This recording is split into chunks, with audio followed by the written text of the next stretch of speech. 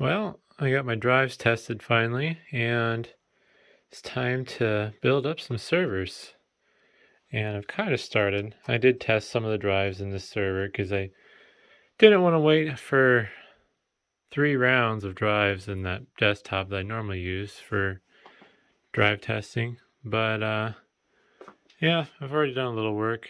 Put a new CMOS battery in there, and now I gotta do the processors up and whatnot. So we'll record that process, I think, and see what happens.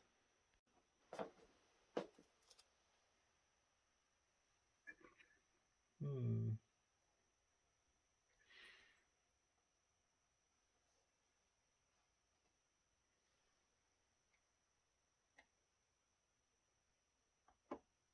Here we go.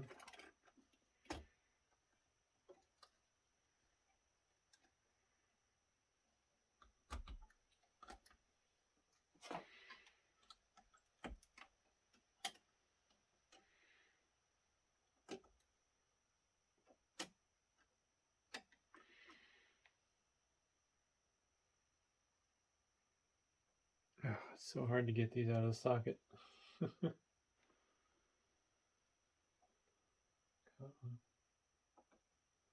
Not gonna damage anything today.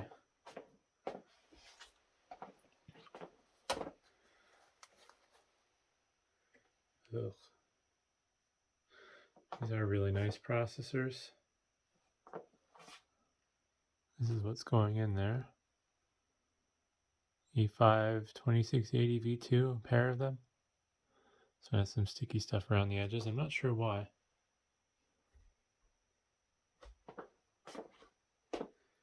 I'm guessing these came out of different machines over time and not from the same server. Yeah, that one doesn't have sticky stuff around it. Oh well.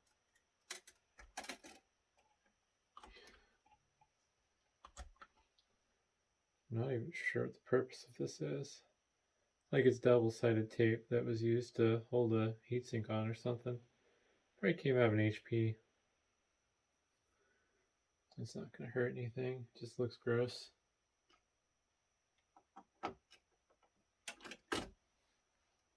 Yeah, I gotta clean that one up a little better. Let's see here. Oh, there they are. I really like these for cleaning off CPUs. They're a bit strong, but they get the job done.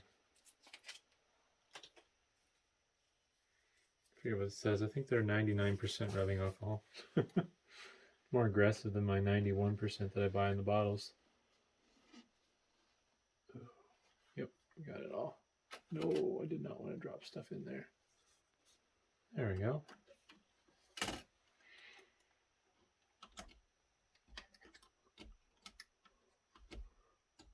Oops, I think this one goes first. There we go. Now to clean the heat sinks. I'll do it over my screw bucket.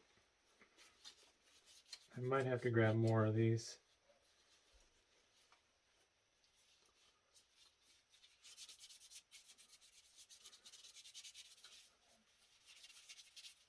There we go.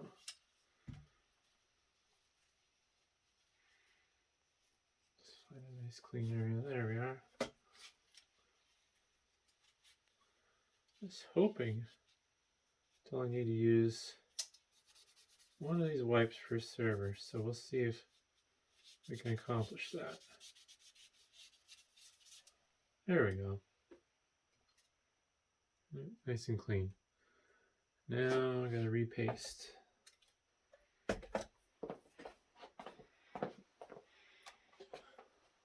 Oh. Ouch. It's kind of funny. Back when I first started doing this computer stuff, I used to be afraid to work with these LGA CPUs. Now it's just another day of the week.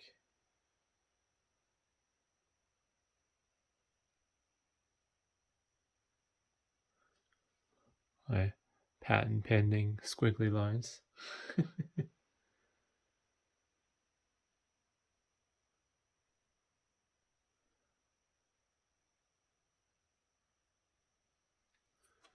All right.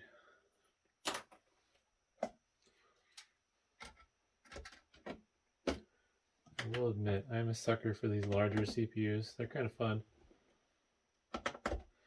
Especially 2.8 gigahertz 10 cores. These versus the ones I'm running in my server, if these are 2680s, I would guess mine are like 2650s maybe. 20 cores times 2.8 would be 56 gigahertz. And I have 50 gigahertz of processing power in my server. So I thought about adding some of these to my own server while I'm doing this, but it's just really not worth the effort to tear it down for that extra 6 gigahertz. It would be nice for the higher clock speeds, but even then, I'm going from 2.5 to 2.8 gigahertz, so it's not much of a gain. I would be really tempted to push the limits and just kind of see what would happen if I did an unsupported config. I don't remember the clock speed, but I think there was either a 2.8 gigahertz 12 core or a 3.0 gigahertz 10 core. But at least with Dell specs, it says in the manual that you're limited to 115 watt CPUs if you're running GPUs. So I decided best thing to do is play it safe. Also, I think that higher spec CPU was like $40 each versus the I think I told them to pay $10 each for these. Some of these parts I told the customer you just order them yourself. Otherwise, I tend to mark stuff up. So just told them straight up, if you want to save some money, that's the easiest way to do it. But yeah, it's really tempting to get some to upgrade my own stuff, but not worth the effort. Still kind of torn. I have several R730 chassis, but I don't have the right ones. I actually have the memory to run them the way I would want, because even though I don't need it, I like having 256 gig. But I kind of feel like I want the R730 XD chassis with the SFF base. Mostly because it'd be fun and it gives me more expandability. Right now, as it sits, I believe I'm using, I think I'm up to 4 terabytes of my 13 terabytes of RAID 50 solid state storage. A lot of data hoarding. I got a video I'm working on right now. Well, as in right now, as in when I'm recording this video.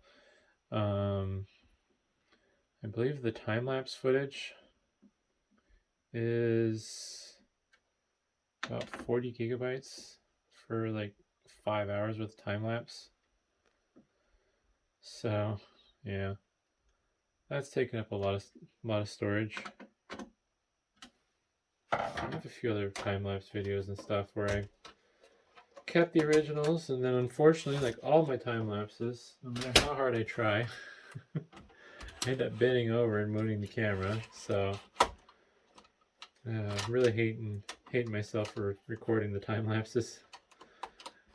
And ends up taking a couple, probably about for every 4 hours of time lapse, it takes me about an hour to edit it out, so I'm not mooning the camera. All right. ESXi flash drive.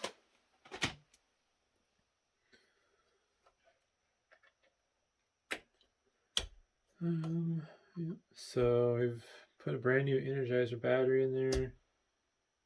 CPUs are in there and repasted. I think we're at the point now where I put in the Tesla cards. Although I should put the fan shroud back in first. There we go. SSDs are mounted. Optical drive's back in its home. Alrighty. Oh, I got a label. These are made to be idiot proof, but doesn't mean I shouldn't label the ends.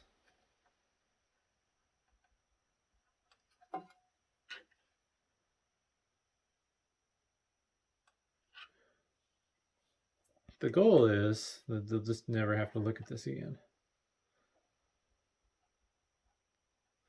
It'll be built, it'll work, and that's the end of it. But you never know, so gotta do it right.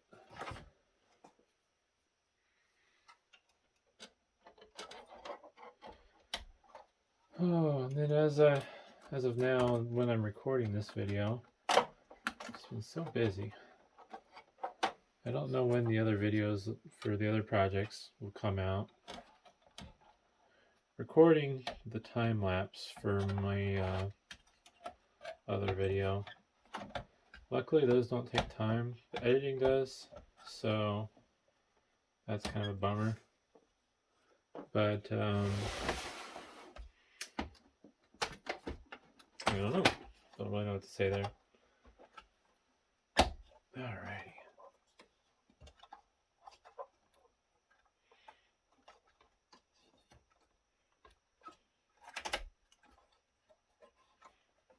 There we go. Oh, plug this in. And next is this one. One thing that's a slight bummer is doing this as it's starting to get warm out. And I'm going to generate a lot of heat testing this. And I'm not going to benefit from it too much.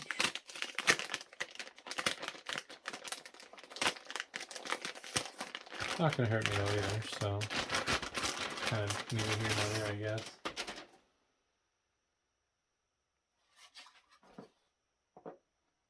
I do love these cards though, and they're just so pretty. Really everything in this generation, like, I really want a 1080 Ti Founders Edition, but I've decided I'm not willing to pay the price for one. Like, maybe if they get down to $100 ever, I'll keep it in mind. But the thing I really have my eyes on is a Tesla P40. But I'm not willing to pay for one. At least not what current prices are. Current market price of the Tesla P40 as of recording this video, last I looked, was $209. Granted, I was kind of humoring the idea of buying one back when they were, what were they when I first started looking? I think like $600 was a good deal for one, and $800 was the going price. But yeah, definitely not paying that for one anymore. I'm really glad I didn't jump on one just to play with. I mean, it would have been fun, but wouldn't have been a good use of my money, especially after I bought the 1070 that exploded. And yeah. A lot of scuffs on this Tesla, but what a pretty server. Only reason this server isn't nicer than my own personal server is because I have the 10 gig option in mine, along with more bays and more storage. But otherwise, this server could go head to head against mine and win in a few different fights.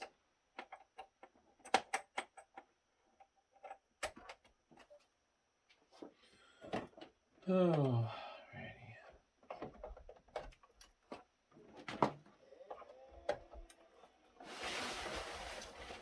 Well, I can't think of anything else I need to do, so I think it's time to power it on. It's going to be upset over a few different things. Obviously, the addition of new hardware is going to require a life cycle to do its thing. And the CPUs. And then I disappeared a couple of the drives to the controller. It's going to be upset about that. But otherwise, I think it'll be fine. So I think I'm going to cut it here, and then I'm going to do my configuration stuff. Intrusion warning, don't care. And yeah, kind of go from there. Well, I'm done building everything out now, at least on this first one. And got the Teslas under a load. A little bit of a CPU load too, not much, but 406 watts, that's running about right. I did the benchmarks, but there's a little bit of inconsistencies. I can't really specify why. I mean, it's pretty close. But yeah, they seem to be doing fine. It's possible that one of the GPUs is actually running hotter than the other because of, no, they're about the same. They're starting to get to the point where they're going to thermal throttle. But yeah, this was pretty easy to do. Surprisingly, I figured I'd run into some issues. Really, the worst issue I ran into is these PNY flash drives I bought from Office Depot appear to be counterfeits, because they're supposed to be 16 gig drives. They register in Windows as 32 gig. And if I try to copy a 13 gigabyte file, not the, I shouldn't say gigabyte, I should say gigabyte or whatever, because that's what the size I'm referring to. Yeah, not the size that Windows shows, but the like binary value or whatever of the size of the value, the 2 to the power or whatever per gigabyte.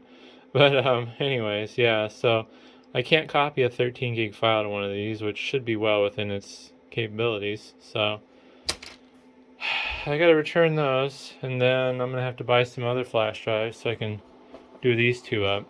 I had to sacrifice one of my nicer ones. It's a little bit overkill for an ESXi partition, but this one has a 64 gig boot flash drive now.